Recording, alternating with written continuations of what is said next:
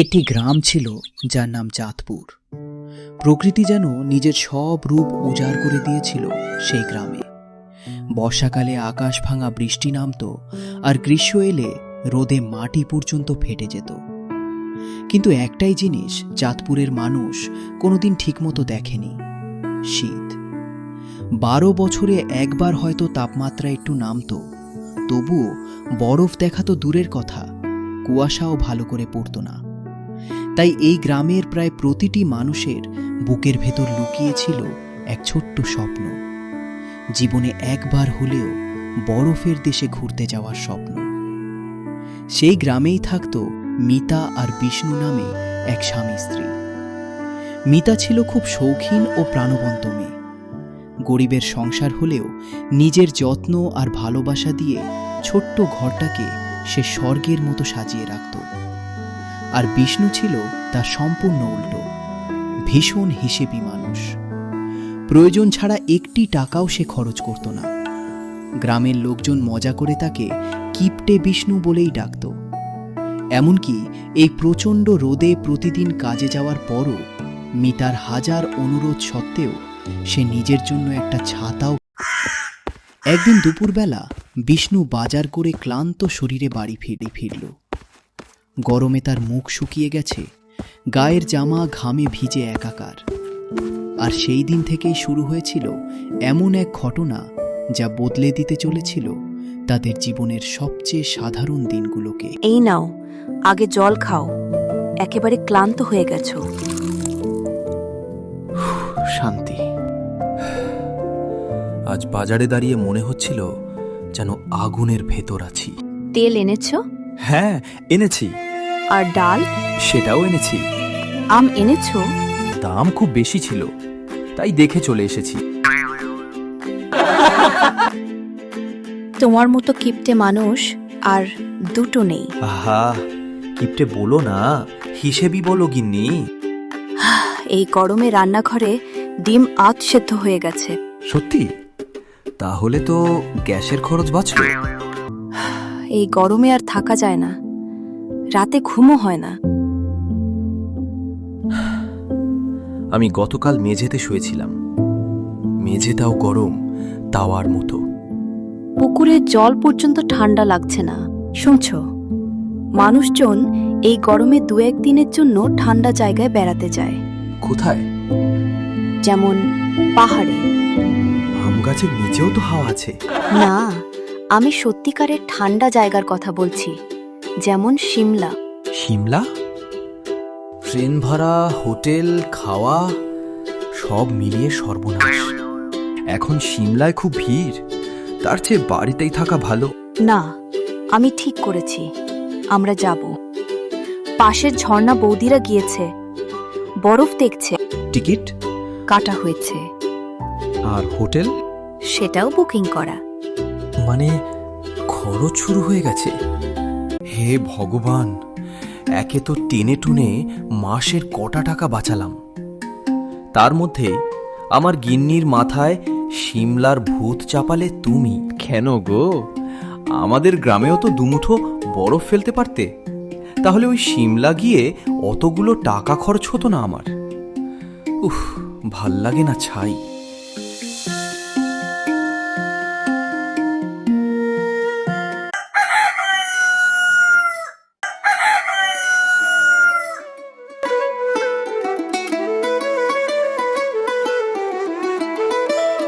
ওগো, দেখো দেখো, তাল গাছে বরফ, পুকুর জমে গেছে।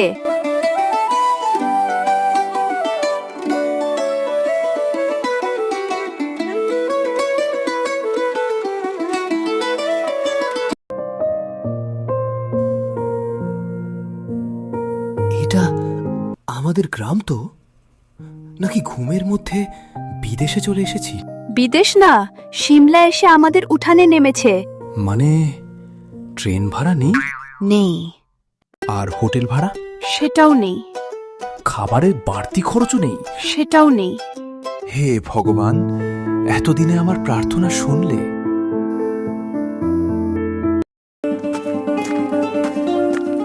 মিতা, ও মিতা, একদম নড়বে না, মনে হয় নিচের মাটিটা ফেটে গেল। ওরে বাবা, আমরা কি দেবে যাচ্ছি? আরে না গো, মাটি ফাটবে কেন? ওটা বরফের শব্দ। শীতকালে যখন বরফ জমে তখন ওর ওপর হাঁটলে ওরকম কচকচ আওয়াজ হয়। কি মিষ্টি লাগছে শুনতে, তাই না? ও, আমি ভাবলাম বুঝি হাড়গোড় মড়মড় করছে।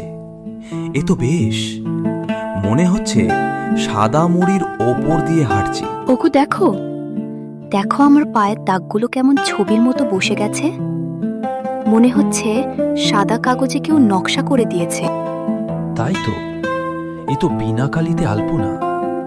শহরে লোকে নাম কেনার জন্য কত কি করে, আর এখানে প্রকৃতির খাতায় আমাদের নাম লেখা হয়ে যাচ্ছে একদম ফ্রি।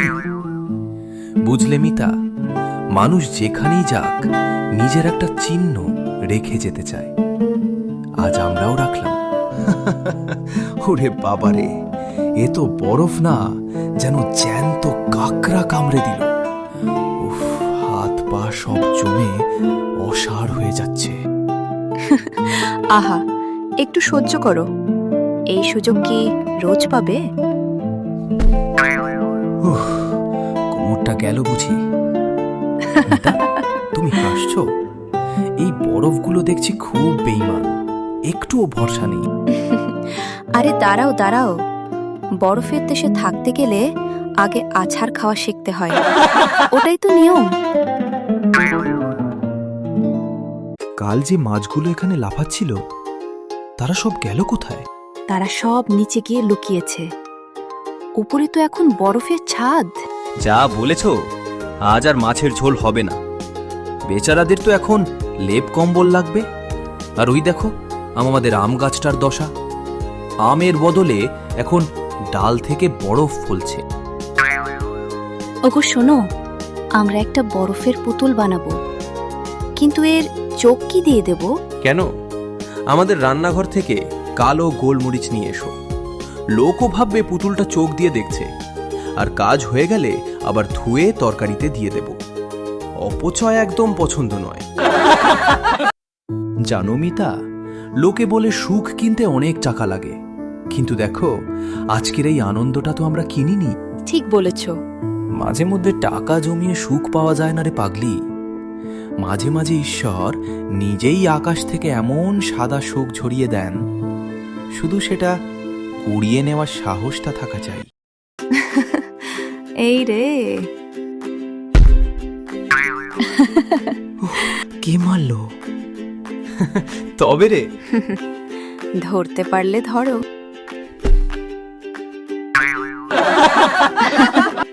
এইভাবে যুদ্ধ করলে শত্রু নয়, তুমি নিজেই হারবে।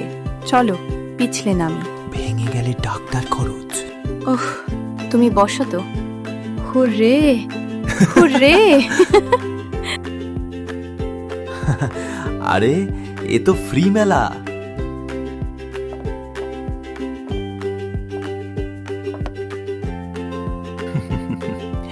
এটা তো পুরো তোমার দাদুর মতো হয়েছে গো। কি? এই রে, না না, আমার মতো গো। জানো, আজ মনে হচ্ছে ছোটবেলায় ফিরে গেছি। ঠিক বলেছ।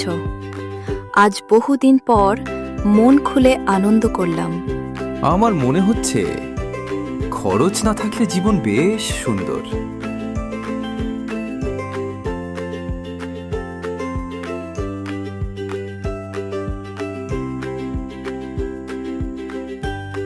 আরে আরে, এটা আবার কি বানিয়েছো?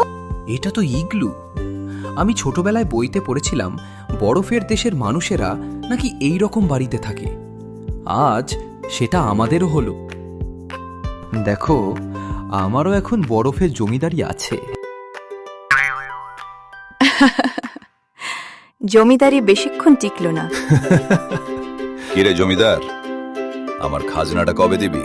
একই, এটা তো আমাদের গ্রামের জমিদারের গলা। মিতা, তোমার বানানো সাদা বুড়োটার ভেতরে জমিদারের বাবার ভূত ঢুকলো নাকি? ওই দেখো, ওটা আমাদের দিকে এগিয়ে আসছে। পালাও! বাঁচাও বাঁচাও বাঁচাও বাঁচাও! কে আছো? কেউ বাঁচাও আমাদের। কি গো, ওঠো ওঠো। আর কি যাতা বলছো গো? ট্রেনটা চলেই যাবে এবার। ওঠো, তাড়াতাড়ি তৈরি হয়ে নাও, আমাদের সিমলা যেতে হবে তো। এ কি, সাদা বুড়োটা কোথায় গেল? আর আমার বানানো ইগলুটা, সেটা কোথায়? বরফগুলোই বা গেল কোথায়? বরফ? আরে সেটাই তো দেখবো বলে আজ সিমলা যাচ্ছি আমরা। মানে আমি এতক্ষণ স্বপ্ন দেখছিলাম? ঈশ্বর! তা তোমার মতো কিপটে মানুষ স্বপ্নে বরফ দেখবে না তো আর কি দেখবে শুনি? না গো মিতা, কিপ্তেমি না। এই টাকাগুলো শুধু টাকা না, এটা রোদে হাটে দাঁড়িয়ে কামানো। এটা না খেয়ে বাঁচানো। এটা নতুন জামা না কিনে জমানো। এটা গরিব মানুষের ভরসা। আমি কিপটে না মিতা, আমি ভয় পাই যদি অসুখ হয়, যদি ফসল নষ্ট হয়, যদি একদিন হাতে কিছু না থাকে। তাই প্রতিটা টাকা বুক দিয়ে আগলাই। আমি জানি গো, সেই প্রথম থেকে দেখছি তোমাকে।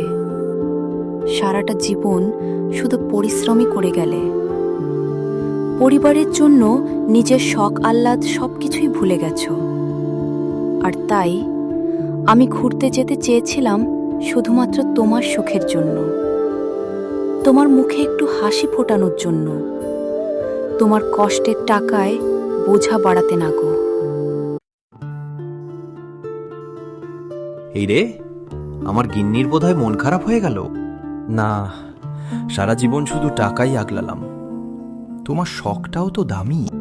গরিব মানুষের টাকার মূল্য যেমন আছে, সেরকম গরিব মানুষের শখটাও তো দামি। এইবার না হয় শখটাও পূর্ণ করা যাক। যদিও শখের দাম তো লাখ টাকা। কি বলো গিন্নি? কিপটে লোক। চলো যাই।